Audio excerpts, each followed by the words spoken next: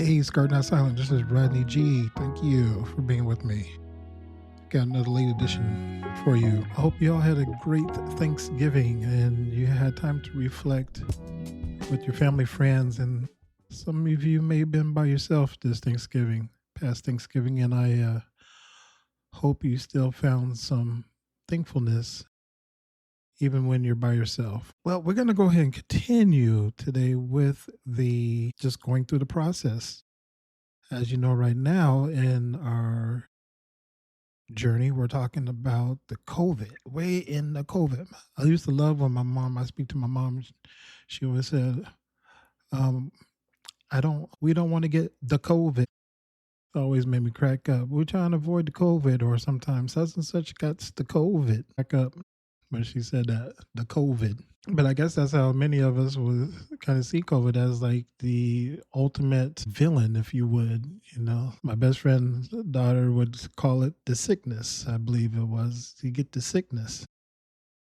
So they had all these mysterious names because really it was a mysterious virus at the time. And even for myself, like I had mentioned, I talked about at this time being in San Diego. And we actually had went, because if you remember, very early on, we had the 1 bedroom apartment. And by now we had already transitioned into a 2 bedroom apartment, which was right around the corner. Literally, when I say corner, it was corner in the same complex. You walk out the door and then you go to the other door, right next door. It just did like when we took all of our furniture out of the one apartment, we literally just went and made a U-turn into the apartment right next to us, which actually made it a little tricky with trying to maneuver a couch in that type of turn.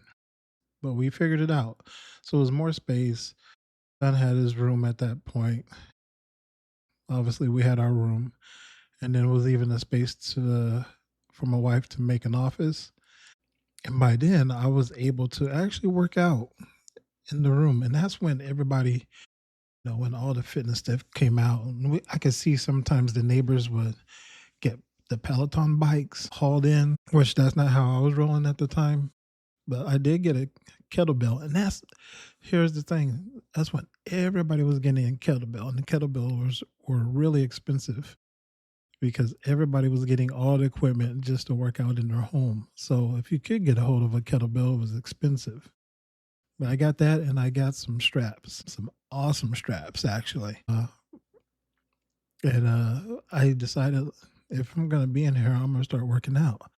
And I was well heeled and I was able to work out at the time. So I would go into the bedroom because my wife would be in the living room, and I would make room. And we had a big enough bedroom. I could scoot a couple things over and have enough to do really almost all my workouts with a kettlebell. I even did I don't know the proper name of it. And I used to use YouTube, and there was this one specific guy, and he had his wife with him, and I think they were German. And if they wasn't German, they're from Europe. And he still actually has his show on, and I guess maybe it's just the nostalgia of things. Like I still check and see if they're still doing their YouTube shows. And a couple of them are, and the guy that is like a master kettlebell trainer is still doing it with his wife. And like I said, I cannot remember his name, but I actually looked him up recently. And there's another woman.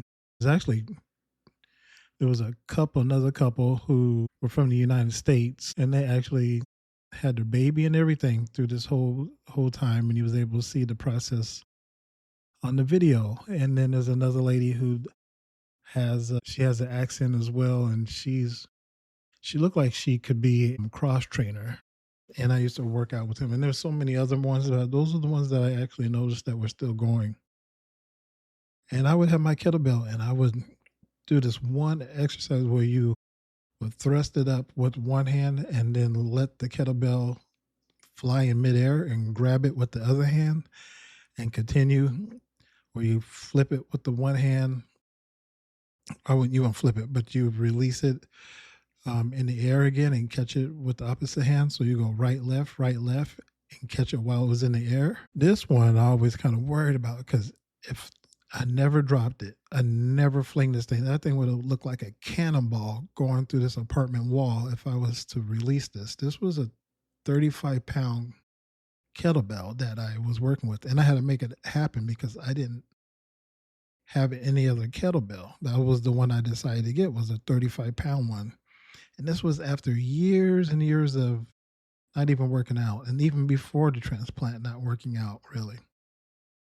So I built, and I did that religiously every day, and I did HIIT routines, HIIT training, which was quick interval training, but high intensity training. So I would kind of combine those two together with the kettlebell.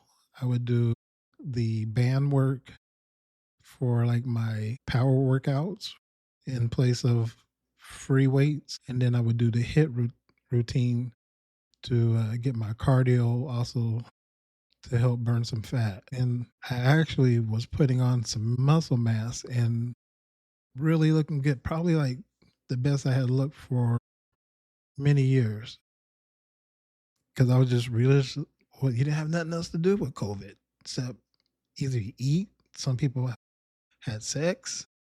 You could work out, and I guess you could watch videos. So that was pretty much it. I decided to get this fat off right at the time, and I was able to do that. I had the energy to do that as well. And I'm telling you all these exercises. So if you decide to do any of them, make sure to consult with your physician because they were definitely high intensity workouts, probably more than I should have been doing at the time, but everything worked out. But some of the other special moments, that I remember, and you have a lot of time just to sit and remember, because I did not, if I was to leave the house, it was only to go and walk my dog. And I can remember walking your dog and then somebody crossing the street. People used to cross the street because they were scared of your dog. But people was crossing the street because they did not want to get close to you at the time. And you could look up the street and somebody will be walking across the street, or even myself, if I see somebody coming up, I'll walk across the street and then walk back. And to really think about it now, it was quite lonely in the sense that in passing, you didn't really say hello to anyone because you was too busy trying to avoid each other. And I used to tell my wife when I would come back from walking my dog, I said, man, it's like Pac-Man out here. It's like the people are the ghosts. And I'm trying to divert myself with my dog to go get away from them. And you may turn the corner and somebody be there. You damn near jump out of your skin to get away from them. Like you're getting mugged. I said, wow, it's like Pac-Man, all the people, and you're trying to weave around them. It was so crazy. And, and at this time, you're still having to go in and get your blood work done and test, and nothing stops. You still have to get your medical treatment taken care of. And that's when they would, put you into separate sections of the hospital. You wear your mask. They were still masked up at the time. And you just really had to be diligent with your health in many different ways. So that was something else. And that, I didn't have that job. That wasn't even a thing for me. It was to have a job, especially in the field I am, social work, which I consider social workers essential workers. And that wasn't happening. And as we progressed, it just became more and more kind of uncertain with, watching the TV and every day getting an update of COVID and what's happening and getting closer and closer and feeling like at any moment you could get this virus and be put on a ventilator. I would eventually, as things slowly started to open up, my son was able to go back to school, and we basically made him to change his clothes at the door and take his shoes off and wash his hands. We had the sanitizer at the door. We still were cleaning our vegetables and cans and everything like that, just to be cautious. And throughout the process, of the the serious part of COVID, none of us got sick. None of us got sick during and I call it the extreme processes when we didn't have any virus or vaccines at the time. And we all remained healthy, which was quite the blessing. Because ultimately, I know my demise would probably come from COVID if it was going to come at that time. And then we continue with the journey, right? We get through the rough parts of COVID. I got the vaccine, but also I did a trial. Some of the trials, they had a couple of trials to see if the telephone could pick up. I think there was a device to see if the telephone could pick up the spores. And then there was another one that they wanted to do the swabs. Yeah, it was definitely a time. And I made, to be honest with you, about $200-300 just off the trial test. And it was just simply those couple of tests that I was able to make about $300 on.